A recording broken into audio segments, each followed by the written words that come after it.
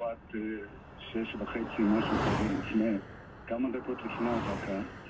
התחלנו לשמוע בומים, באשדוד, מה קורה אצלכם? דיבר איתי קודם ראש העיר, שמענו גם נפילות שם, כן. כן, יש פה אזעקות בתדירות גבוהה מאוד, כל 10 דקות, רבע שעה יש פה אזעקה, רצים לממ"ד. כן, מול אלברש.